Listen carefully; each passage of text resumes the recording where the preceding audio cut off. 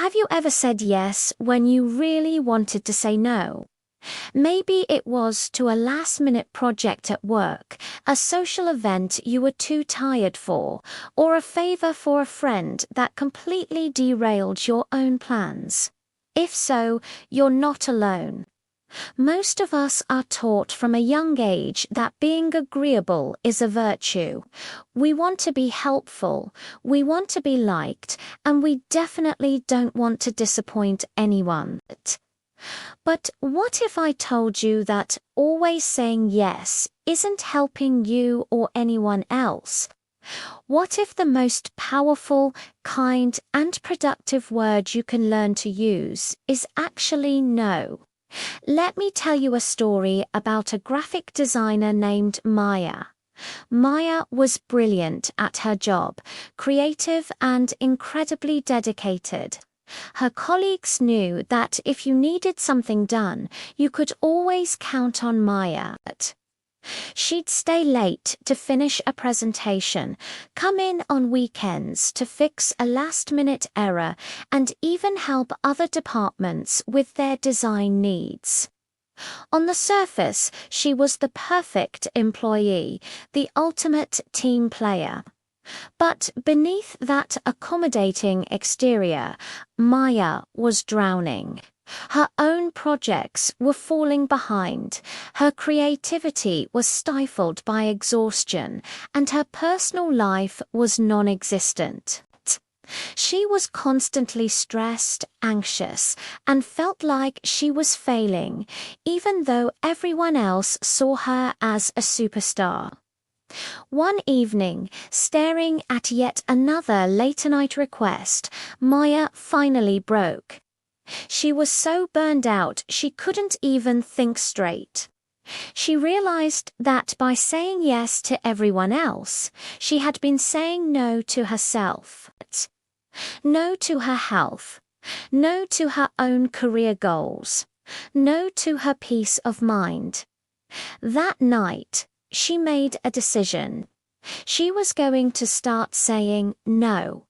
The first time was terrifying. A colleague asked her to design a few quick slides for a meeting the next morning. It was the kind of request she'd normally agree to without a second thought, but this time she took a deep breath and said, "I'd love to help. But I'm at full capacity right now, trying to meet my own deadlines. I can't take this on." The colleague looked surprised, but simply said, "Oh, okay, no problem, I'll figure it out." And that was it. The world didn't end. Her colleague wasn't angry. Life went on. Emboldened, Maya started setting boundaries. She said no to projects that weren't aligned with her role, no to social gatherings when she needed to recharge, and no to unreasonable demands on her time. It wasn't easy at first. She felt guilty, and some people were initially taken aback. But something amazing started to happen. With more time and energy, the quality of her own work skyrocketed. She was more creative, more focused, and actually finished her projects ahead of schedule. Her colleagues began to respect her time more, and the requests they did bring her were the ones that truly mattered. She even started a passion project she'd been dreaming of for years. By saying no to the non-essential, she was finally able to say a huge, resounding yes to what truly mattered. Maya's story isn't unique. It's a reflection of a trap so many of us fall into. We think saying no is selfish, but in reality, it's an act of self-preservation. It's about respecting your own limits, your energy, and your priorities. When you say no to things that drain you or don't align with your goals, you're creating space for the things that do.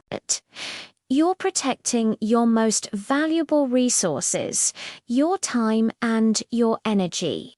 Saying no doesn't make you a bad person, a bad friend, or a bad employee. It makes you a strategic one. It means you understand that your capacity is finite and you choose to invest it wisely. Think about it this way. Every time you say yes to something, you are inherently saying no to something else. A yes to overtime is a no to dinner with your family. A yes to a weekend trip you do not want to take is a no to a weekend of rest and recovery. The question is, are your yeses aligned with your priorities? So, how do you start? Start small. The next time a minor, non-urgent request comes your way that you'd rather not do, try a polite but firm no. You don't need a long, complicated excuse. A simple, "I appreciate you thinking of me, but I can't commit to that right now," is powerful and professional. You'll be surprised at how understanding people can be.